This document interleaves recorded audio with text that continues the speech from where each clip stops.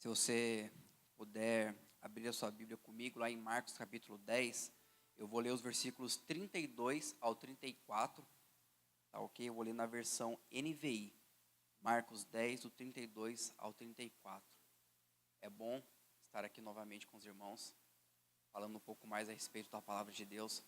Para mim, assim, eu sempre fico muito alegre, muito contente em estar aqui em Taubaté, falando a respeito da palavra do Senhor. Espero que tenhamos muito mais oportunidade de estarmos aqui aos sábados louvando a Deus. Marcos 10, 32 ao 34, diz assim a palavra de Deus. Eles estavam subindo para Jerusalém, e Jesus ia à frente. Os discípulos estavam admirados, enquanto os que o seguiam estavam com medo. Novamente ele chamou à parte os 12 e lhes disse o que haveria de acontecer. Estamos subindo para Jerusalém, e o Filho do Homem será entregue aos chefes dos sacerdotes e aos mestres da lei. Eles o condenarão à morte e o entregarão aos gentios, que zombarão dele, cuspirão nele, o açoitarão e o matarão. 3 dias depois, ele ressuscitará. Vamos refletir sobre o tema Jesus, servo de todos. Se você quiser se assentar, fique à vontade.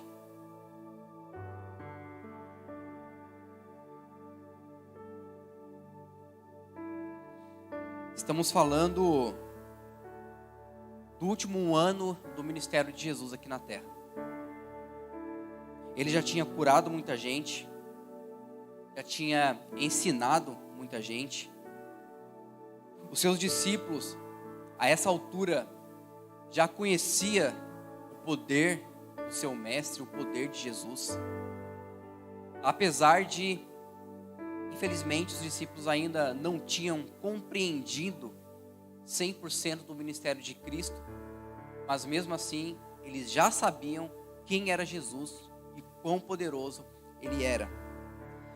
Em um determinado momento, Jesus e os seus discípulos estão subindo rumo à cidade de Jerusalém.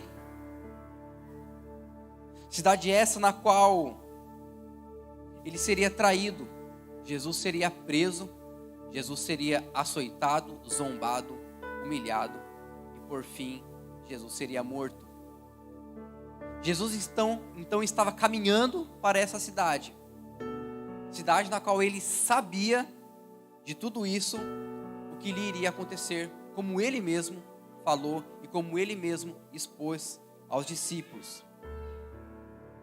Aqui nós vemos a determinação que Cristo tinha em cumprir o seu propósito, em cumprir a sua missão, de servir a humanidade, de morrer em uma cruz, em substituição a mim, em substituição a você. Como filho de Deus, sendo o próprio Deus, ele se doou. Não foram os fariseus, não foram os mestres da lei que prenderam Jesus, mas o próprio Cristo que se deu, que se doou. E aqui a gente vê o quão grandioso é o plano de Cristo, o quão grandioso é o próprio Cristo, porque ele se entregou para a salvação da humanidade. Tudo já estava traçado, tudo já estava estabelecido.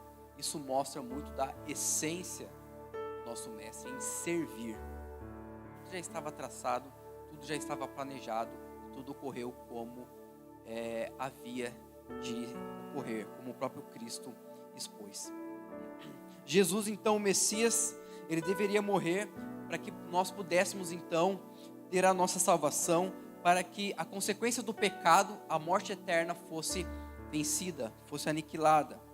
Sendo Deus, ele desceu ao mundo criado e serviu as suas próprias criaturas.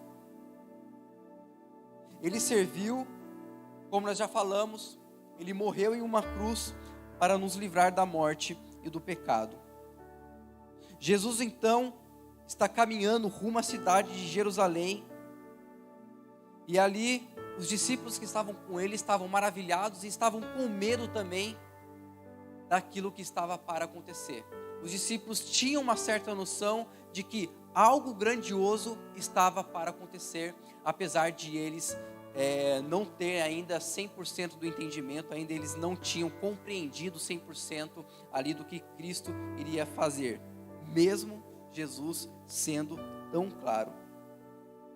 E aqui pela terceira vez no seu ministério, pelo menos a terceira vez que a Bíblia, que Marcos nos mostra, Jesus fala sobre a sua morte. E aqui de maneira muito clara, muito enfática, ele fala do que iria acontecer e do porquê iria acontecer. Jesus não fala então apenas do fato da sua morte, mas do seu propósito. Jesus então não morreu como um simples exemplo, como um simples mártir, como um simples revolucionário.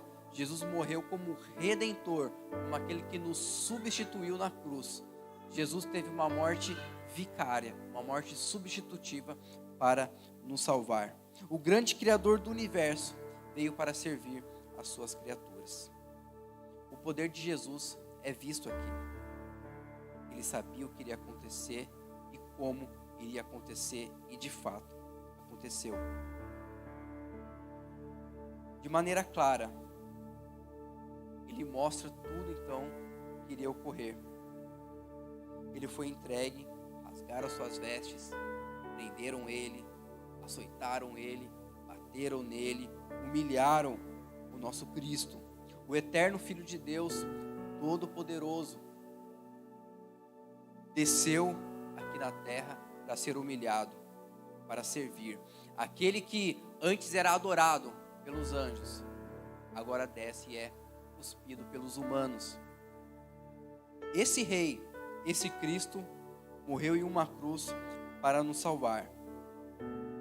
Isaías vai falar que ele levou sobre si o castigo que nos trouxe a paz.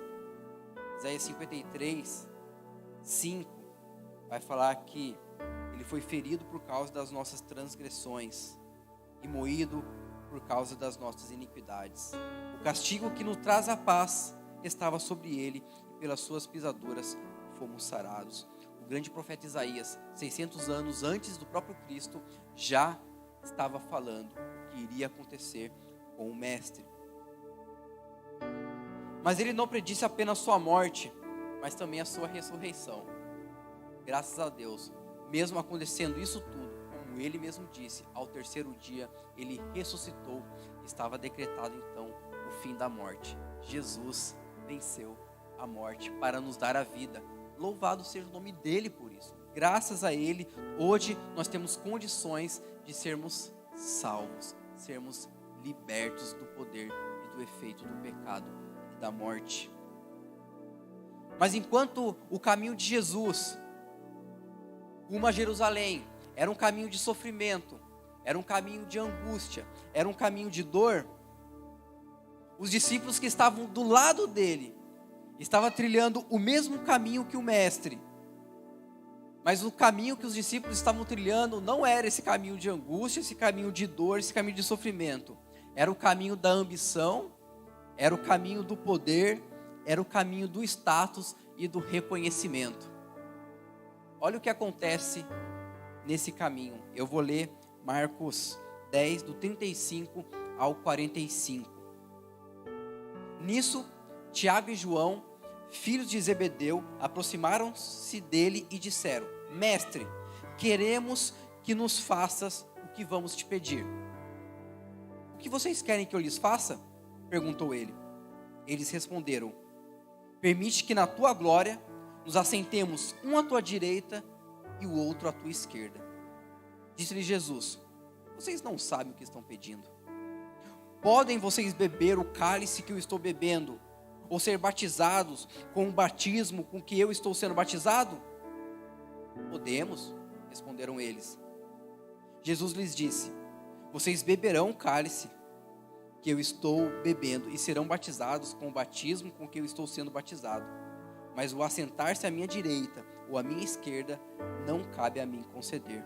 Esses lugares pertencem àqueles para quem foram preparados.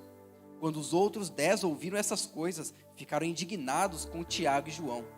Jesus os chamou e disse: vocês sabem que aqueles que são considerados governantes das nações as dominam, e as pessoas importantes exercem poder sobre elas. Não será assim entre vocês. Pelo contrário, quem quiser tornar-se importante entre vocês deverá ser servo, e quem quiser ser o primeiro deverá ser escravo de todos. Pois nem mesmo o Filho do Homem veio para ser servido, mas para servir e dar a sua vida em resgate por muitos. O mestre tinha acabado de falar a respeito do seu plano, do que iria acontecer com ele. Era um caminho de dor, sofrimento e de morte. Contudo, Tiago e João, ignorando tudo aquilo que Jesus tinha falado, colocando de lado, eles fazem esse pedido, eu diria, infame, para Jesus naquele momento. Enquanto Jesus então tinha o seu ministério marcado pelo serviço e pelo fato dele ter se doado, os discípulos aqui querem destaque e reconhecimento. Eles pediram para Jesus que no reino de Jesus, e até então os discípulos tinham uma ideia de que Jesus teria um reinado político ali naquela região. Os discípulos chegam para Cristo e falam: Jesus, é o seguinte, está aqui Tiago, eu, Tiago e João, nós queremos que quando o seu reino for estabelecido, nós queremos ser governantes junto com você. Um vai ficar à sua esquerda e outro à sua direita, a gente vai te auxiliar, tá bom? E aí Jesus fala: vocês não sabem o que vocês estão pedindo. Obviamente eles tinham um entendimento errado. O reino de Cristo não era um reinado político. Sabemos que o reino de Cristo é um reinado espiritual, que abrange muito mais do que um mero reinado ali geográfico. Eles sabiam que algo grandioso estava para acontecer, os discípulos. E com isso eles queriam garantir o seu lugarzinho de poder ali, o seu lugarzinho ao sol. Tiago e João então queria simplesmente reservar aquilo, garantiu deles, né? Garantiu deles, era isso que os discípulos queriam naquela altura. Em Mateus a gente percebe que a mãe deles também estava nessa situação. A mãe ali estava ali no meio também. Poxa, Jesus, ajuda os meus filhos aí, que lá no seu reinado eles possam ter um lugarzinho reservado lá. Será que hoje essa indiferença para com a palavra de Jesus, para com o fato de que Jesus morreu e ressuscitou ainda permanece? Porque os discípulos naquela ocasião foram indiferentes com o que Jesus tinha acabado de falar. Eles estavam pensando apenas em si mesmo. Será que isso ainda acontece hoje? Será que hoje ainda há pessoas que estão mais preocupadas com aquilo que elas vão ganhar, com aquilo que elas vão ter, do que com o fato de que há um Deus que rege o universo, há um Deus que comanda tudo e que está esperando uma resposta nossa, uma atitude frente ao seu sacrifício? Será que ainda existem pessoas que se preocupam mais em si mesmas? Com toda certeza. Vemos nesses dois discípulos muitas das vezes a nossa própria condição. Às vezes a gente vê refletido nesses discípulos o nosso próprio caráter, a nossa própria atitude diante das coisas espirituais, diante de Jesus. Damos mais atenção àquilo que é fútil do que àquilo que realmente importa. Adorar a Deus, servir a Deus, amar o próximo e servir o próximo. Muitas das vezes, assim como os discípulos, estamos caminhando ao lado do Mestre, estamos caminhando ao lado de Jesus, estamos na igreja todo santo dia. Mesmo assim, nós estamos mais interessados naquilo que Jesus tem a nos dar do que naquilo que o próprio Jesus já nos disse. Estamos mais interessados, então, em receber algo da parte de Jesus, ao invés de oferecer algo para Ele. É como se nós tivéssemos uma vida espiritual superficial. É como se a gente entendesse tudo. Mesmo assim a gente esquece, não dá bola e presta atenção apenas nas nossas próprias necessidades. Temos que ser mais como Marta, como Maria, irmã de Marta, que estava prostrado aos pés de Jesus. Temos que ser mais como aquela mulher que ungiu Jesus com aquele perfume caro, perder aquilo que é precioso para nós. Muitas das vezes é o dinheiro, o tempo. Talvez nós precisemos mais perder aquilo que nos vale muito, para que nós possamos servir mais a Deus e ao nosso próximo. O Antigo Testamento, lá no livro do profeta Ageu, já mostra uma situação que o povo estava desinteressado com as coisas de Deus. Aqui, nos discípulos, também a gente vê um momento ali que os discípulos não estão muito interessados naquilo que Jesus vai fazer. Eles estão interessados em garantir aquilo que é deles, aquilo que eles têm direito, entre aspas. Muitas das vezes vivemos como João e Tiago. Jesus, frente a essa pergunta deles, Jesus responde: vocês acham que vocês podem fazer o que eu estou fazendo? Vocês acham que vocês podem participar do sofrimento que eu estou participando? E ali os discípulos, na sua ingenuidade, falam: sim, podemos. E aí Jesus alivia um pouco e fala: de fato, vocês vão participar um pouco sim. Os discípulos não tinham a mínima ideia do que eles estavam falando naquela hora. Mas Jesus, olhando lá na frente, Jesus responde: sim. E quando Jesus está falando, desse participar do sofrimento que eu estou participando, participar do batismo que eu estou sendo batizado, Jesus estava se referindo a todo o sofrimento que iria lhe acontecer. Jesus estava se referindo a tudo aquilo que estava para acontecer. Os discípulos não tinham ideia. E aí Jesus fala: não, vocês vão participar disso sim. Tiago foi o primeiro mártir, relatado aqui no livro de Atos. Foi o primeiro a morrer por ser discípulo de Cristo. Sim, Tiago participou do sofrimento de Cristo. Apesar de no momento dele ter feito a pergunta, ele não tinha a mínima ideia disso. Jesus fala também que não compete a ele, enquanto homem, decidir quem vai estar à sua direita ou à sua esquerda. E aí os 10 outros discípulos ficaram indignados com aquela situação, com tudo aquilo que estava acontecendo. E aí uma pergunta eu faço: qual atitude devemos ter quando seguimos a Jesus? Será que é a atitude de Tiago e João? O que é esperado de nós cristãos quando seguimos Jesus? O próprio Cristo nos responde. Eu já li, mas eu quero ler de novo porque é muito importante. A partir do versículo 42, Jesus fala: vocês sabem que aqueles que são considerados governantes das nações as dominam, e as pessoas importantes exercem poder sobre elas. Não será assim entre vocês. Pelo contrário, a quem quiser tornar-se importante entre vocês, deverá ser servo. Quem quiser ser o primeiro, deverá ser escravo de todos. Pois nem mesmo o Filho do Homem veio para ser servido, mas para servir e dar a sua vida em resgate por muitos. No versículo 44, uma palavra salta aos nossos olhos: escravo. Nós devemos ser escravos. A palavra no original grego, doulos, tem essa ideia mesmo de escravo. E um escravo, o que é um escravo? É aquela pessoa que ele está inteiramente à disposição do seu senhor. O escravo é aquela pessoa que vive em função do seu mestre. E aqui Cristo, de maneira muito clara, fala que e quem quiser ser o primeiro deverá ser escravo de todos. E aí no versículo 5 ele fala que o Filho do Homem não veio para ser servido, mas para servir. E a palavra que ele usa aqui no grego é a palavra diaconel. Diácono, da onde vem a nossa palavra diácono. Nesse sentido, o que Jesus está falando é que todos nós devemos ser diáconos. Engane-se. Você se engana se você acha que o diácono é apenas uma função aqui dentro da igreja. Não. Jesus convoca todos a serem diáconos, a serem servos uns dos outros. Nossa atitude, então, deve ser a de servir, assim como o próprio Jesus fez.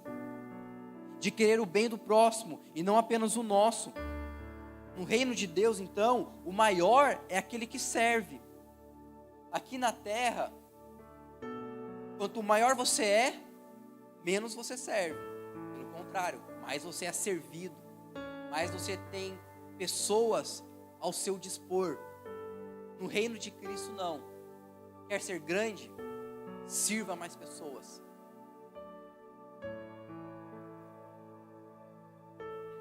No contexto de igreja, todos nós devemos ser diáconos uns dos outros. Na igreja nós devemos ter esse senso de serviço, todos em favor de todos, todos servindo a todos. Eu me lembro que quando eu era pequeno, quando eu era mais novo, eu brincava, geralmente com meu irmão mais novo que eu, a gente brincava de reizinho. E ali a gente tinha a vez de um, e ali esse um era o rei, entre aspas, e ali o reizinho então tinha que ser servido. E ali quando era a minha vez de ser reizinho, eu falava, me traz água. E os meus irmãos iam lá, pegavam água para mim, faz massagem em mim.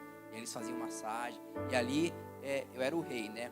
Eu me lembro que algumas vezes também, depois que passava a minha vez de ser rei, eu cansava e não queria mais brincar, né? Aí é fácil. Aí é fácil, né? E obviamente meus irmãos ficavam bravos comigo. Mas fato é, irmãos, que a gente gosta de ser servido. E apenas isso, apenas de ser servido. É bem provável que você já tenha experiência de ter ido a um hotel, por exemplo. Por que o hotel é tão bom? Porque lá a gente não se preocupa com nada, né? Ali a gente tem alguém que nos serve, arrumando a nossa cama, arrumando o nosso quarto, fazendo o nosso café da manhã, fazendo todos os nossos desejos. E ali a gente fica tranquilo, sem se preocupar com nada. É maravilhoso ser servido, não é?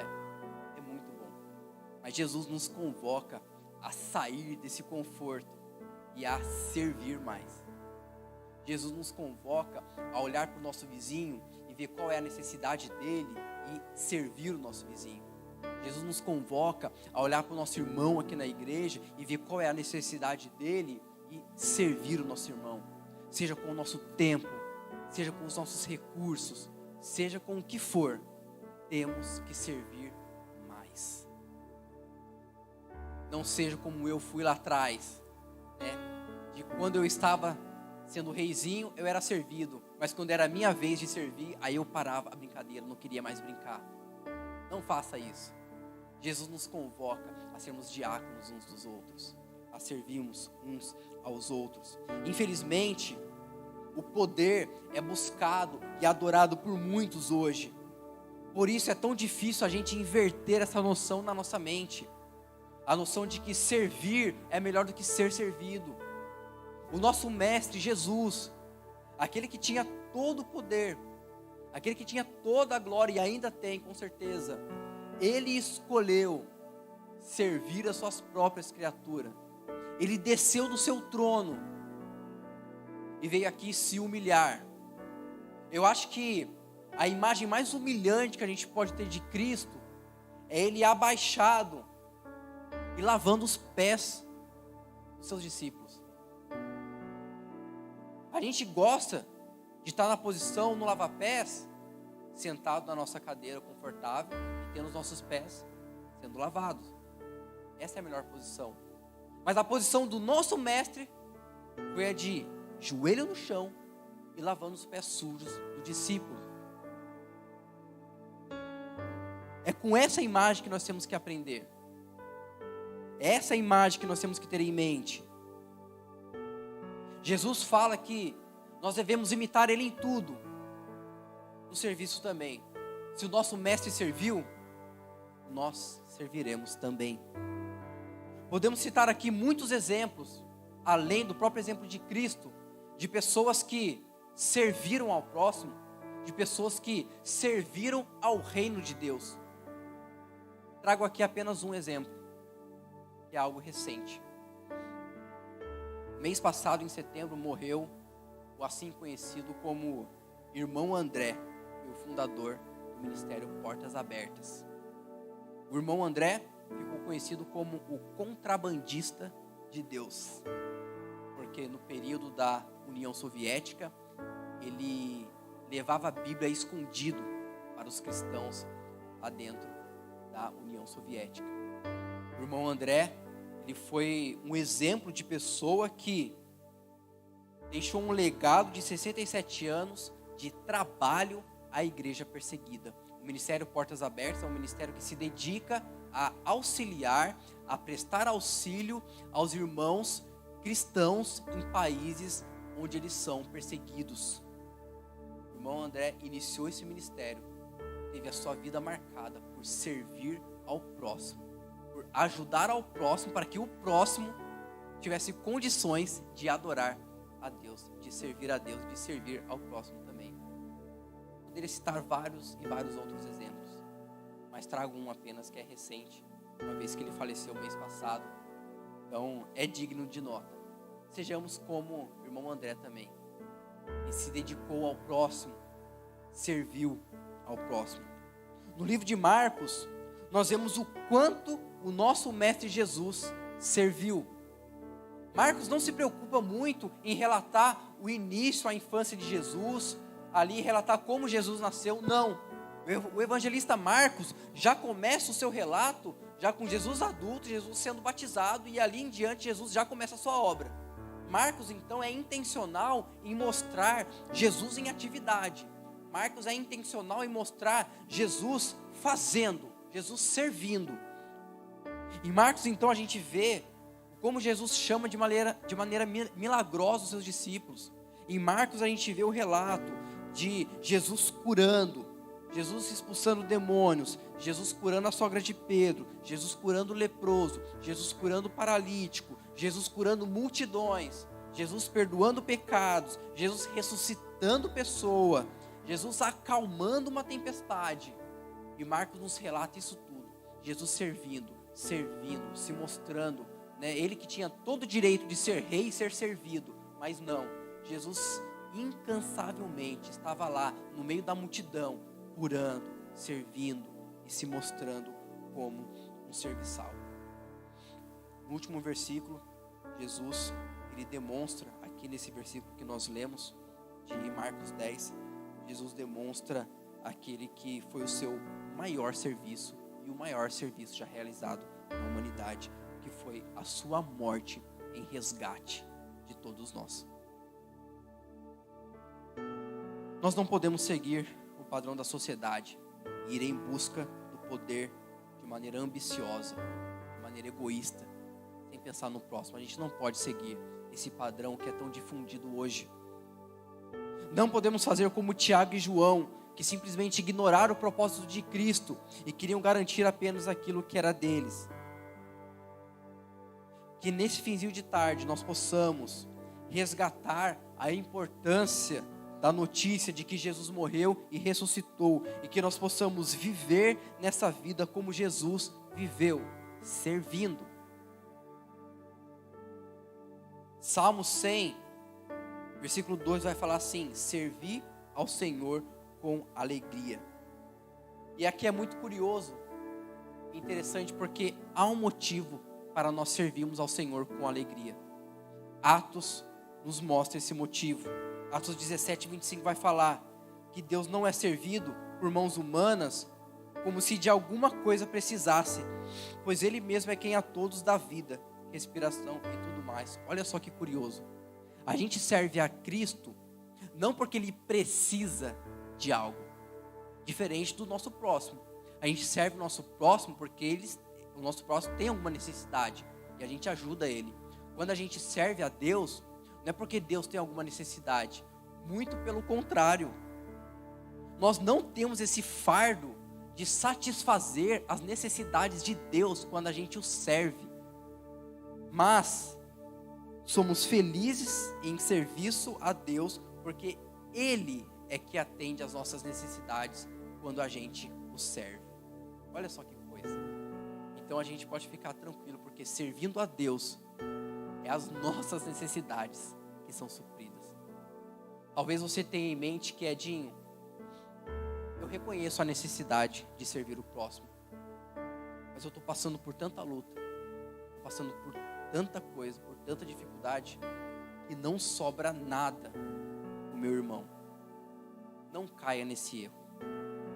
Não caia nesse erro em achar que Apenas o seu problema é digno da sua atenção. Jesus te chama para cuidar do problema do outro também. O próprio Cristo fez isso.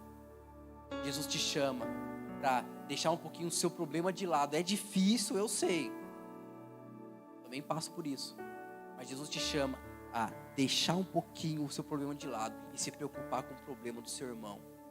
E eu não estou falando de irmão da igreja apenas não. Estou falando do seu vizinho chato que você não gosta também. Estou falando daquela pessoa que você não queria ajudar. Mas Jesus com certeza ajudaria. Jesus curou leproso. Ninguém queria ficar perto de leproso. Mas Jesus foi lá e tocou nele e curou ele. Então, do mendigo ao CEO da multinacional. Do jovem ao velho. Homem e mulher, não importa. Dedique-se um pouquinho para servir essas pessoas. Mas e o meu problema, Edinho? Confia que Deus está cuidando dele também. Pode ficar tranquilo. Edinho, mas será mesmo? Com certeza. Deus está cuidando do seu problema. Deixe de orar uma única noite por você. Faça esse exercício. Lá na sua oração, não cite você. Não cite a sua família. Cite o seu vizinho, o seu próximo, o irmão da sua igreja. Se preocupe com outras pessoas, sirva outras pessoas, ajude outras pessoas. E com certeza, o seu problema, Deus estará cuidando também. Se você pudesse colocar em pé por um momento.